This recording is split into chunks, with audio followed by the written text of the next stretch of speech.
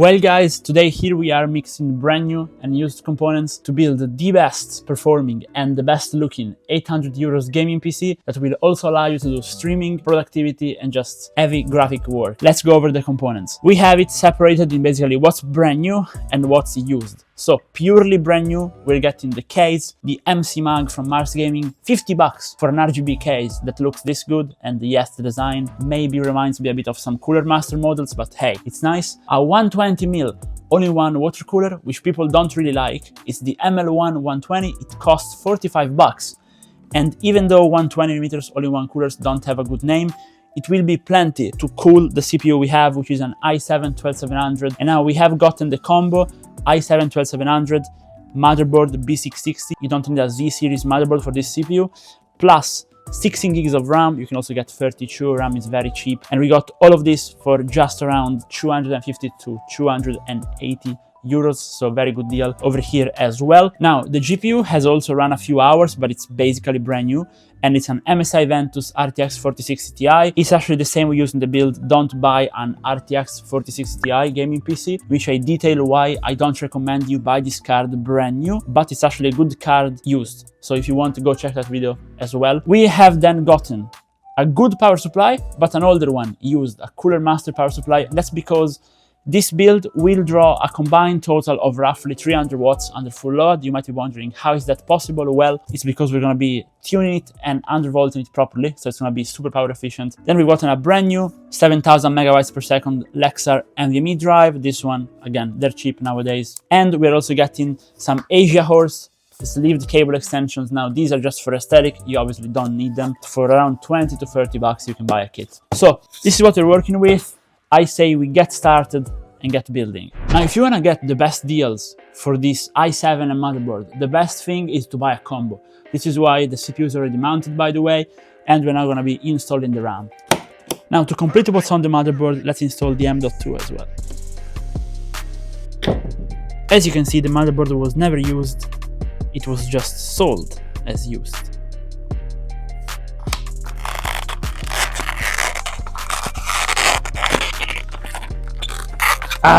That's why I don't do unboxings on the channel, guys. I just do reviews because I'm not the best unboxer, okay? Nice. Now, what goes on the motherboard is complete. It's just a matter of putting the backplate and putting the cooler, right? However, MarsGaming sent us, together with the all-in-one and the case, some gummies. So now we're doing a taste test, guys. So let's see if MarsGaming actually makes good, sweet products, okay? So let me go ahead and open it. Okay, the first one is going to be for my girlfriend. They have my approval. Very good cooling power, plus 10 FPS if you eat one before playing. Now guys, you know what this is? It's a thumbs up. So please, drop a thumbs up on the video. Let me unbox this ML120. Have I told you I'm not the best unboxer?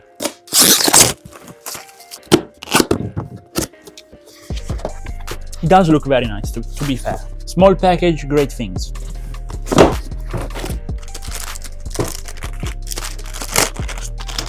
Step 1, mounting the back plate. Super simple, to be honest. You just have to adjust it.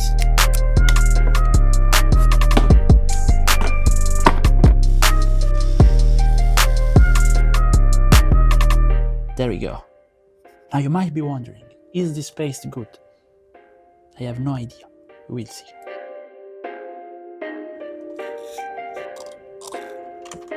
Now, not having brackets to guide you makes things a bit more difficult, but it also makes things quicker. So I think I like the design, to be honest. And I think the combo is starting to actually look the part with the white RAM, white cooler, black motherboard, you know.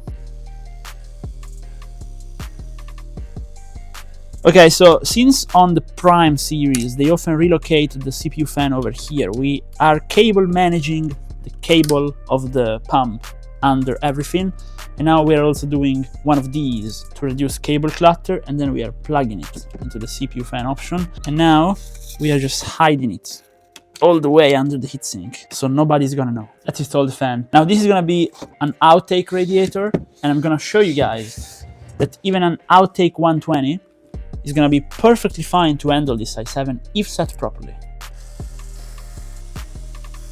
Okay, so with the motherboard ready, it's time to open up the case.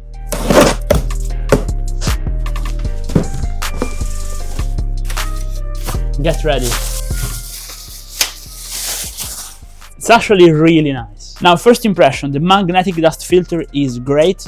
It has space for 120 and 140 millimeters all-in-one water coolers and fans, and it comes with 3 pre-installed front fans. Now we'll show them to you. So the fans are Molex powered, but that's nice, to be honest, if you don't need airflow.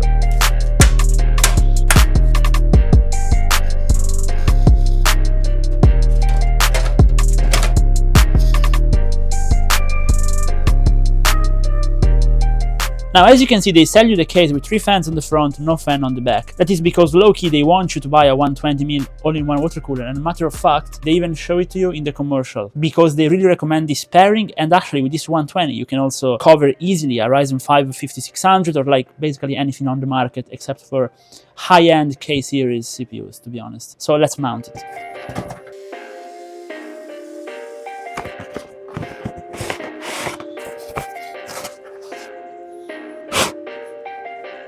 Perfect.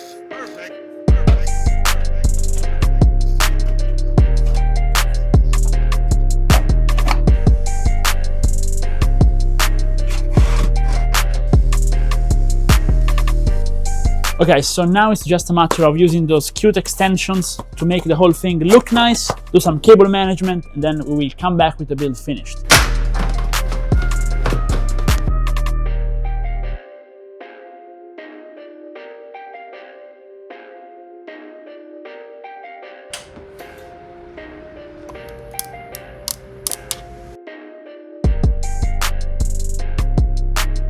And here we are with the build finished. Now let me tell you guys, after testing this thing in game, I can recommend any single one of you builds a PC like this. Maybe again, not with a 4060 Ti, maybe with a 3070, like I explained in my Don't Buy an RTX 4060 Ti video, but getting a 12th Gen i7, if you're gonna play at 1080p high refresh rate, is the absolute way to go. And surprisingly, if you're getting a locked i7, you don't need a fancy cooler. This 120mm all-in-one cooler from MarsGaming was able to keep the CPU under wraps at under 80 degrees in Prime 95 small FFT and in Firestrike and gaming comfortably under 60 degrees. So extremely quiet, and the system is completely inaudible. Speaking of which, the case as well, I can absolutely recommend it. It's crazy that for 50 bucks for the case, 45 bucks for the cooler, you can get a PC that not only looks this nice, well, at least in my opinion it looks nice, but you can also get one that is extremely quiet. Now, let's talk about the case.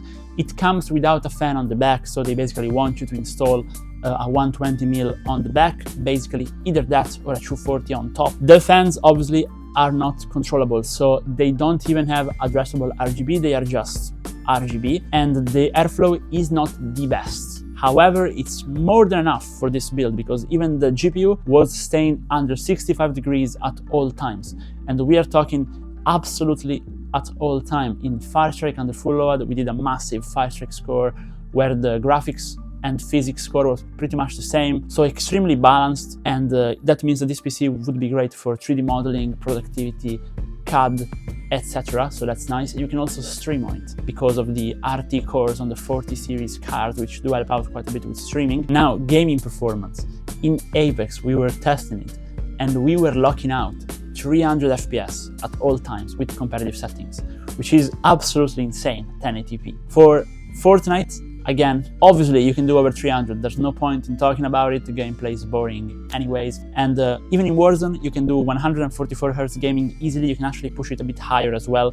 There is the new Warzone now in MW3, I am actually enjoying MW3 quite a bit. And I think, again, very much of that is thanks to the i7. If we check the CPU Z-score, both the single thread and multi-thread are extremely impressive. It's doing close to 800 points in single. This kind of makes me wonder that you actually don't need to buy a K-series i7. If you buy a non-K-series one and just tune it right in the BIOS, as we show in all the guides we have on the channel, and then just set the OS right, set everything right, it's gonna be plenty fine for 1080p high refresh rate gaming. Honestly, Not only are 14th gen CPUs pointless, with these results, it's making me think that 13th gen CPUs might be actually pointless as well, unless you're working with your computer. So I guess this is it for today, and let me know if you like the aesthetic, if you like these MarsGaming components, if you like the rest, if you like how we meshed it. The power supply, we chipped out a bit, but the whole thing it goes up 300 watts. So do let me know what you think about that one as well, and maybe drop a like and a sub to support the channel.